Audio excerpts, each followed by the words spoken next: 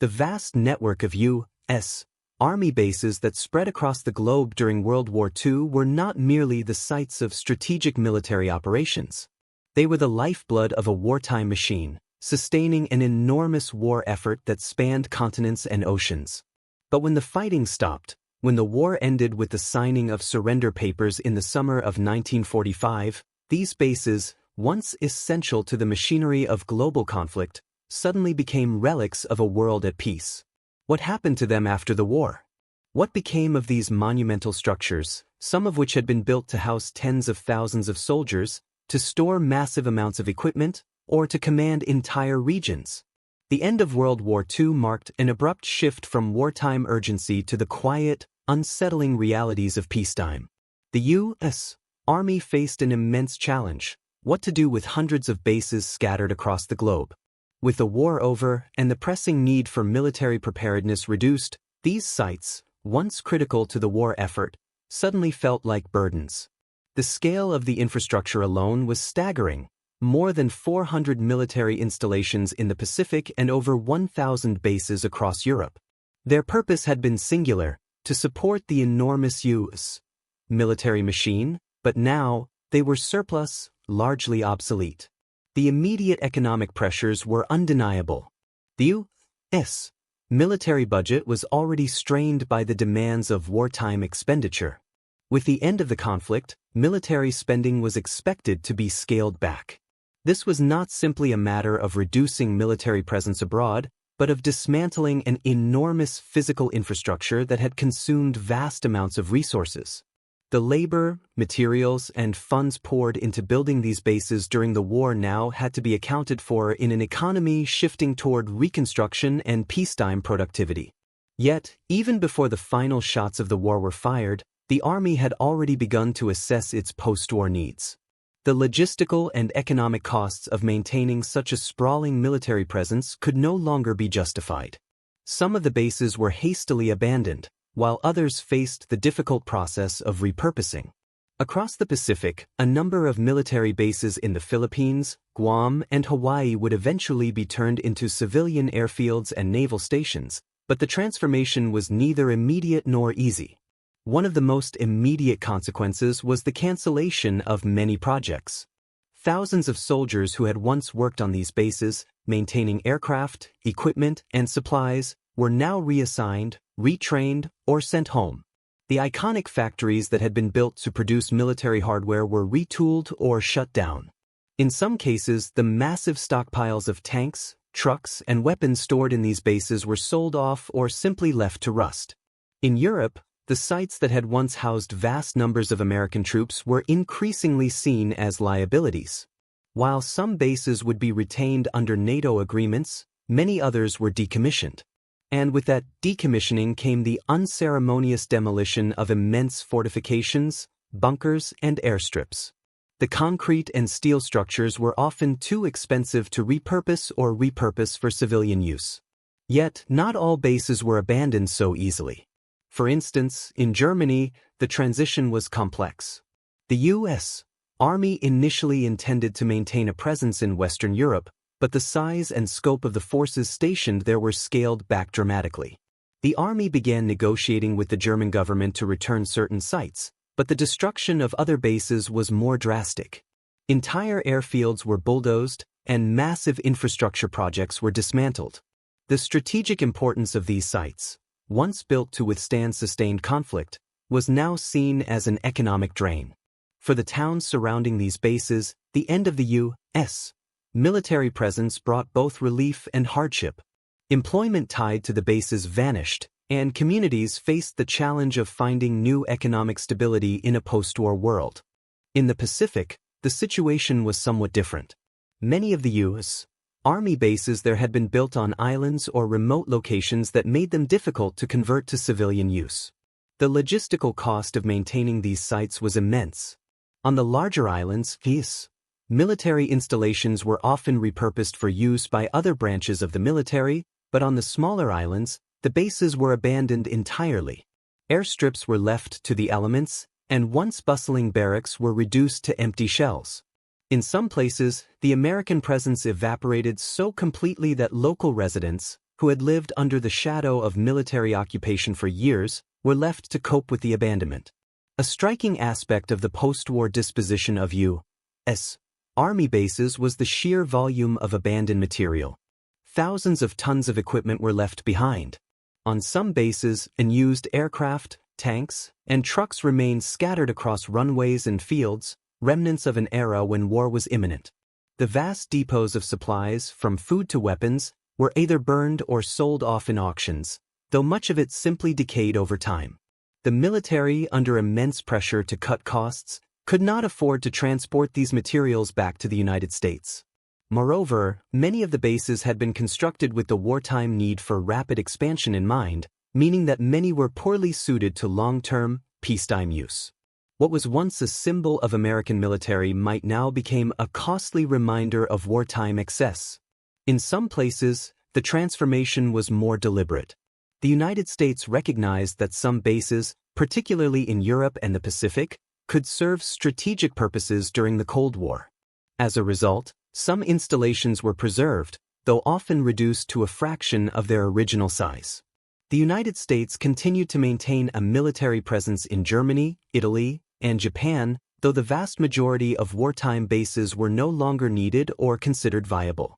Over time, a smaller, more efficient network of military facilities emerged, one that would be a far cry from the sprawling, resource-intensive bases of the war years. In the United States, the conversion of wartime production facilities and military infrastructure was part of a larger effort to shift from war production to civilian life.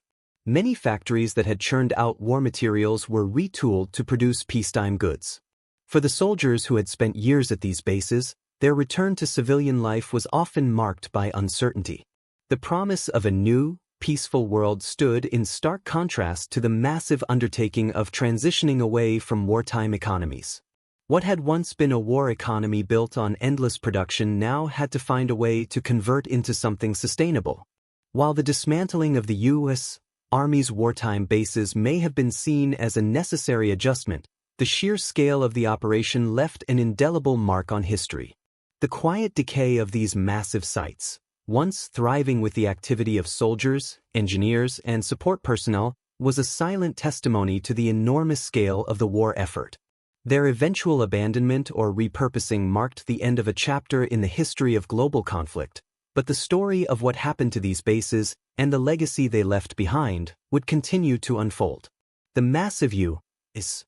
Army bases that had once been symbols of military might slowly transformed into ghost towns or into something altogether different.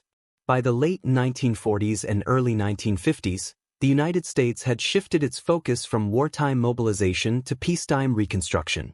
The strategic importance of these bases had diminished, yet they held potential for repurposing that was not immediately clear. Some bases, like those in Europe, were retained, but the overwhelming majority would be dismantled, abandoned, or simply left to fade into the landscape. What happened to these installations in the long term? How did they evolve? And what was the ultimate fate of the hundreds of facilities that had once housed the tools of war? In the United States, the transition from war to peace presented an overwhelming economic challenge. While the dismantling of the wartime military infrastructure was seen as a necessary step, it also meant the loss of countless jobs tied to the maintenance and operation of the bases. Thousands of workers, soldiers and civilians alike, found themselves out of work as the sprawling military network across the globe slowly contracted. As the military turned its focus inward, many of the facilities were sold to private companies or outright abandoned. In the Pacific, the legacy of abandoned bases was especially stark. Places like Guam, Okinawa, and the Philippines, once home to sprawling American military outposts, were left with nothing but remnants of the U.S. presence. Many of these installations were dismantled piece by piece, the steel and concrete of once bustling airfields now corroded by the salt air. In some cases, local governments or private entities would repurpose the airstrips for civilian use, but much of the infrastructure was too specialized or too costly to retain. Entire bases were simply leveled, their history buried under layers of earth and neglect. This phenomenon was not limited to the Pacific. The same process of abandonment and decay unfolded across Europe as well. In Germany, for example, the U.S. Army had maintained numerous bases throughout the country during the war. By the late 1940s, many of these sites were no longer necessary. Some were handed over to the German government, while others were destroyed. The cost of maintaining these large, sprawling facilities became untenable, especially as Europe shifted from wartime devastation to peacetime recovery. The growing focus on the Cold War would necessitate a more strategic, streamlined American military presence. Bases were consolidated, and those that had once been constructed with the latest wartime technologies and designs were left to deteriorate, a casualty of a rapidly changing global order. In the years following the war, the U.S. began rethinking its approach to military installations. The Cold War loomed on the horizon, and the military's focus shifted to new priorities. It became clear that the massive bases constructed for World War II were unsustainable in a world focused on a different kind of threat. The need for mobile, flexible forces was emerging, while the sprawling, fixed installations that had been a hallmark of the wartime military became increasingly irrelevant. The transition was painful. Some bases were sold off to private contractors, who attempted to convert them to commercial or industrial uses, but many were left to rot, abandoned without ceremony. Their purpose and the infrastructure that had supported them had been rendered obsolete. The process of scrapping these bases did not happen overnight. It was a slow, deliberate effort that unfolded over several decades. Military personnel and civilians were tasked with dismantling the sprawling facilities, salvaging what they could, and removing any military-grade equipment that had been left behind. What could not be reused or repurposed was often destroyed or buried. Concrete foundations, once home to vast administrative buildings and supply depots, were left as silent markers of a different time. In some places, the remains of old military bunkers and airstrips became forgotten parts of the landscape, slowly overtaken by nature. Yet, not all bases were abandoned to history. In some locations, particularly in Europe, the United States maintained a strategic presence for decades. The Cold War ensured that certain bases, especially in West Germany, were preserved, albeit in a much smaller and more strategically focused capacity. The U.S. military had learned valuable lessons during the war, and it was clear that the new military paradigm required fewer, more efficient installations. Some of these bases, especially those situated in key locations like Berlin and Frankfurt, would remain operational for years, even as the Cold War reshaped global politics. In the Pacific, the transition was similarly complicated. Bases like those in Hawaii and Japan were either repurposed or maintained as strategic locations for future conflicts. The U.S. government, looking toward the long term, sought to keep a foothold in the region. In some cases, bases were converted into civilian airports or naval stations. In others, the American military presence gradually shrank, with equipment and infrastructure being reallocated to new, more critical locations. Yet, for many of the smaller islands that had once hosted large-scale U.S. Army bases, the remnants of the war years remained. These locations, far from being restored, remained haunted by the physical presence of a past military era. Long-forgotten bunkers and crumbling airstrips dotted the islands, left to the elements and largely forgotten by the public eye. While the transition away from the war economy to peacetime industry was a difficult one, it also marked a new era of American power. The U.S. had won the war, but the aftermath required a delicate balance between cutting costs and maintaining a global presence. The thousands of bases, bunkers, and depots built during the war were symbols of American military might, but they also served as a reminder of the immense resources expended during the conflict. The decision to dismantle or repurpose these bases was not an easy one, but it was a necessary one. The old ways of thinking about military power, based on a vast network of fixed installations, were slowly giving way to a new vision of warfare. The economic pressure to scale back the military's post-war presence was immense. But it wasn't just the costs of maintaining these enormous bases that weighed on military planners. The evolving geopolitical landscape required a more nuanced approach. The vast, sprawling bases that had been built for a world war were ill-suited for the tense, unpredictable Cold War that was taking shape.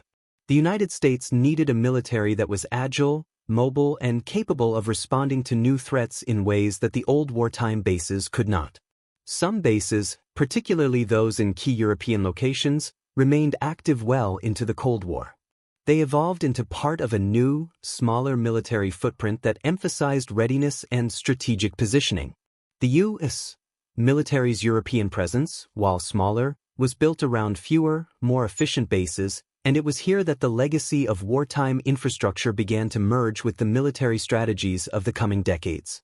The ultimate fate of these massive U.S. Army bases, once the epicenter of military power, was a story of economic pressure, shifting strategic priorities, and the quiet unraveling of a wartime empire. For many of these bases, their end was as abrupt as the beginning. The vast and empty fields that had once held tanks, trucks, and troops now stood silent, waiting for a future that would never come. The echoes of World War II remained, but they were drowned out by the demands of a new era, an era that sought efficiency over excess and mobility over fortifications. The legacy of these bases, in many ways, is one of quiet abandonment. It is a story of infrastructure outliving its usefulness, of colossal expenditures fading into history. And yet, in the remnants of these abandoned sites, there is a lasting reminder of what was once required to secure victory in a world war, and what must inevitably be left behind as the world moves on.